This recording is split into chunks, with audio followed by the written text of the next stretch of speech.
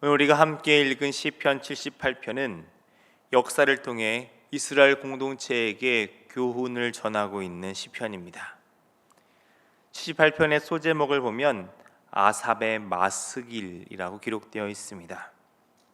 이 시편 78편은 시편 3권에 속한 시편으로 시편 제3권은 솔로몬 왕국과 분열 왕국 시대 그리고 바벨론 멸망 시대를 배경으로 한 이야기들이 기록되어 있습니다. 그 중에 오늘 우리가 함께 읽은 78편은 아삽의 후손이 분열 왕국 시대에 지은 시로 여겨지고 있습니다. 특별히 오늘 우리가 읽은 본문의 앞부분인 9절 말씀을 보면 에브라임을 언급하고 있습니다. 그것을 봤을 때 이사야나 호세아 시절에 지어진 시로 보고 있습니다. 그 당시 아삽의 후손이 전하는 마스길이 시편 78편이라는 것이죠. 마스길은 숙고하다라는 단어에서 유래한 것으로 교훈의 시를 뜻하는 것입니다. 그러니까 지금 분열 왕국 시대에 아삽의 후손이 전하는 교훈의 메시지가 있다는 것이죠. 78편은 거의 대부분을 역사의 교훈을 기억하라라는 메시지를 전하고 있습니다. 그래서 출애굽 시대부터 다윗 시대에 이르기까지 반복되는 모습들을 설명하고 있죠. 이스라엘 역사 속에서 반복되는 모습, 바로 불순종입니다. 그렇게 반복되는 불순종의 역사 속에서도 하나님께서는 은혜를 베풀어 주십니다. 하지만 불순종으로 인한 하나님의 진노 또한 겪게 되죠. 반복되는 불순종과 심판, 이제는 끊어야 할 이 악순환의 고리를 어떻게 끊어야 할까를 교훈해주고 있는 시가 바로 오늘 시편 78편입니다. 그래서 출애굽 시대부터 계속해서 이어지는 반역의 역사를 말하며 이제 그만 불순종으로 인한 심판의 자리로 가지 말고 은혜의 자리를 떠나지 말라고 이야기하고 있습니다. 그중 오늘 우리가 함께 읽은 부분은 시편 78편의 2부에 해당하는 부분으로 광야의 여정 가운데 있었던 이스라엘의 탐욕과 불신에 초점을 두고 있습니다. 12절부터 15절의 말씀을 보면 출애굽 당시 하나님께서 이스라엘에게 행하신 일들을 요약하고 있습니다. 먼저 12절의 말씀을 보겠습니다. 옛적에 하나님이 애굽 땅 소환들에서 기이한 일을 그들의 조상들의 목전에서 행하셨으되. 시인은 하나님께서 옛적 애굽 땅 소환들에서 이스라엘의 조상들의 목전에서 행하신 기이한 일을 언급합니다. 이것은 출애굽기 7장부터 12장에 기록된 10가지 재앙을 뜻하는 것입니다. 13절에서는 출애굽기 14장부터 15장에 기록된 홍해를 가르고 건너게 하신 역사를, 14절에서는 계속되는 광야의 여정 속에서 구름 기둥과 불 기둥으로 이스라엘을 인도하신 하나님의 사랑을 이야기하고 있습니다. 도저히 넘어갈 수 없을 것 같은 위기의 순간에서 하나님께서는 그들을 구하십니다. 광야라는 척박한 환경에서 뜨거운 낮에는 시원한 구름으로, 추운 밤에는 따뜻한 불기둥으로 보듬으시며 이스라엘 가운데 함께 하시고 그들을 인도하신 분이 바로 하나님이셨습니다. 15절과 16절에서는 반석에서 물을 내셔서 광야의 여정 속에서 흡족하게 마시게 한 하나님의 역사를 이야기합니다. 특히 15절을 보면 매우 깊은 곳이라는 표현이 나옵니다. 테호모트라는 단어로 창세기 1장 2절에 기록된 그 원시의 깊은 바다, 시면을 모사하는 단어입니다. 그러니까 하나님께서 이스라엘을 위해 그 깊은 곳에서 나오는 물을 베풀어 주셨다는 것입니다. 그만큼 자신의 백성을 위해 온 힘을 다하시는 하나님의 사랑을 시적 표현으로 사용한 것이죠. 이스라엘은 이런 큰 은혜를 입었습니다. 도저히 말로 형언할 수 없는 은혜를 받게 되었습니다.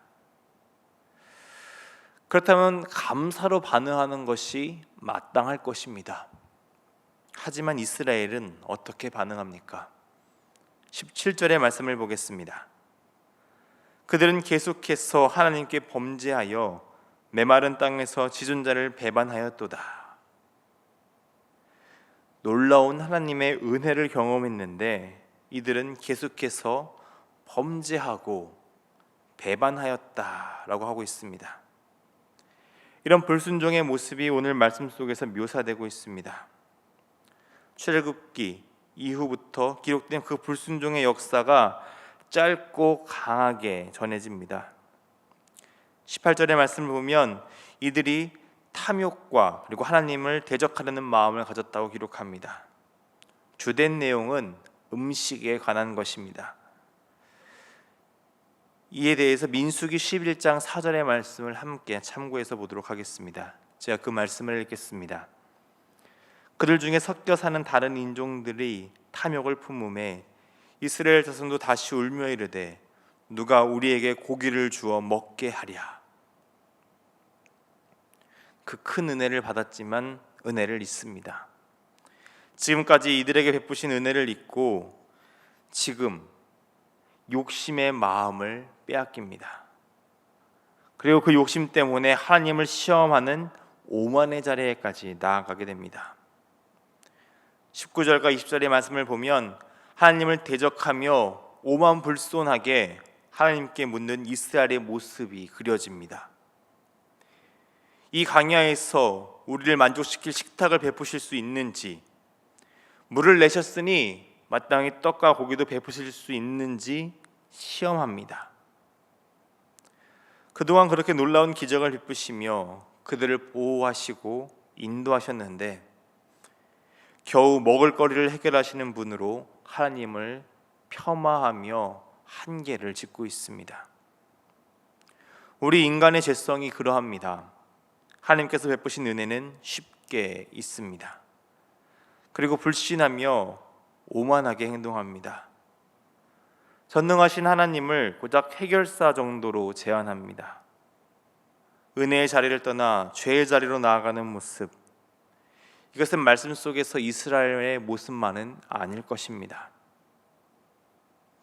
이렇게 죄의 자리로 나아가는 이스라엘 향해 하나님께서는 노하시고 또 진노하십니다. 그리고 그 이유를 22절로 말씀하십니다. 22절의 말씀을 보겠습니다. 이는 하나님을 믿지 아니하며 그의 구원을 의지하지 아니한 때문이로다. 믿지 아니하였기 때문이라고 하십니다. 믿는다는 것, 이것은 일시적인 고백이 아닙니다. 신실하신 하나님과 같이 신실함을 그의 삶에서 이어가야 하는 삶의 고백입니다.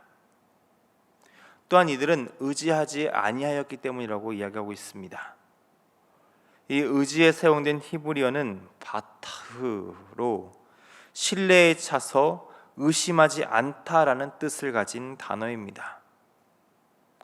그러니까 하나님에 대한 신뢰가 없고 하나님에 대한 의심만 가득했다는 것입니다. 이렇게 이들의 삶의 모습은 하나님의 뜻과는 전혀 다른 방향으로 나아갔습니다. 그렇기 때문에 하나님께서는 노하시고 진노하셨던 것이죠. 이렇게 죄를 행하며 악의 자리로 나아간 이스라엘입니다. 말씀을 보면 그렇게 노하시고 그렇게 불타는 것까지 진노하셨는데 하나님께서는 어떻게 행동하십니까? 23절부터 29절의 말씀을 보면 계속해서 은혜를 베푸십니다. 참고 기다려 주십니다. 이들이 하나님의 백성으로 변하기를 기다려 주시고 계시죠. 이쯤 되면 돌이켜야 됩니다. 오래 참으시는 하나님의 은혜에 합당한 삶을 살아야 합니다. 그런데 이스라엘은 그렇게 행동하지 않습니다. 30절을 보면 욕심을 버리지 않습니다. 그래서 심판을 당합니다. 하나님의 진노가 임하고 있죠.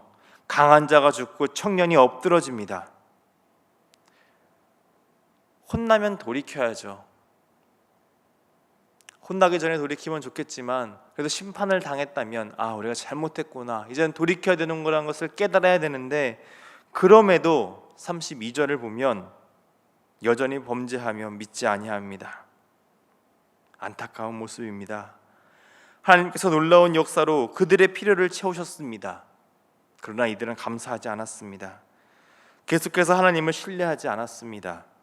욕심이 생길 때마다 불평과 의심으로 나아갑니다.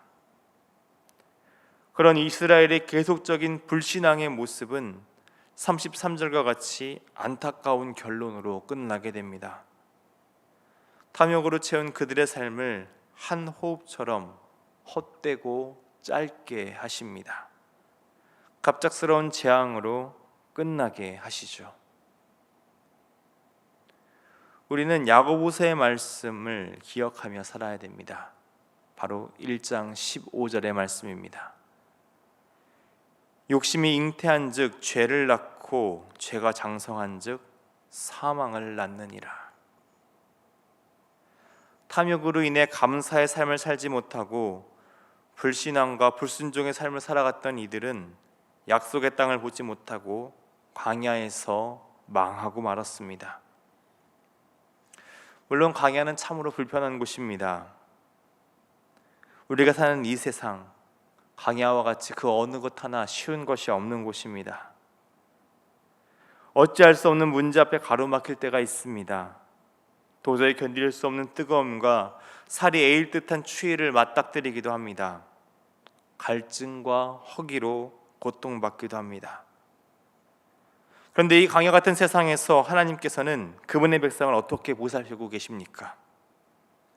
놀라운 구원의 역사를 보살피십니다. 원망과 불평에도 성숙한 하나님의 백성으로 자라기를 기다리시며 은혜를 베푸십니다. 오늘을 살아갈 필요를 채워주십니다. 광야가 불편할지라도 인내하며 견딜 수 있게 도우십니다. 우리도 인생의 광야를 지나가고 있습니다. 이 인생의 광야를 통과하며 지낼 때에 하나님의 백성으로 자라는 이 시간 가운데 하나님을 믿고 의지하시는 여러분이 되시기를 바랍니다. 주신 것에 감사하며 은혜에 합당한 삶을 살아야 합니다. 우리는 오늘 이 말씀 속에 기록된 반역의 역사를 통해 우리가 걸어가면 안 되는 잘못된 길을 보게 됩니다. 그래서 혹여 우리도 인간이기에 연약하죠. 원망과 불평이 찾아오고 욕심에 흔들릴 때가 있습니다. 그러나 이 말씀을 통해 우리는 돌이키는 은혜를 깨닫게 됩니다. 오늘 하루를 비롯해 우리의 모든 삶에서 하나님께서는 은혜를 베푸시며 또한 오래 참으심으로 우리 모두가 하나님의 백성으로 합당한 삶을 사는 자로서 계속해서 자라게 하시고 돌보실 것입니다. 이 놀라운 은혜에 감사로 반응하며 믿음의 삶을 사시는 여러분이 되시기를 주님의 이름으로 축원합니다. 기도하겠습니다. 은혜의 하나님, 변함없이 우리를 사랑하시며 돌보시는 하나님 아버지의 은혜에 감사를 드립니다.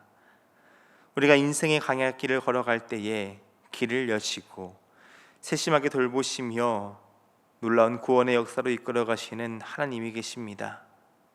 그 하나님을 믿고 의지하는 하나님의 온전한 백성으로 살아가게 하옵소서. 우리의 갈증과 허기를 아시며 필요를 채우시는 하나님의 은혜에 감사로 반응하는 우리가 되기를 원합니다. 우리의 삶에서 불신과 탐욕이 우리를 죄의 길로 인도하지 못하도록 우리를 지켜주옵소서. 그럼에도 넘어진다면 다시 일어나 이 죄의 길에서 돌이키는 은혜 또한 허락하여 주옵소서.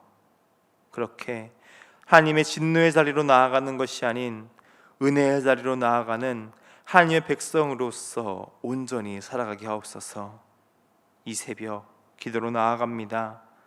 불평과 불만의 기도가 아닌 감사와 순종으로 나아가는 은혜의 시간이 되도록 이 시간 우리의 마음을 주관하여 주옵소서. 사랑이 많으신 우리 주님 예수님의 이름으로 기도드립니다. 아멘.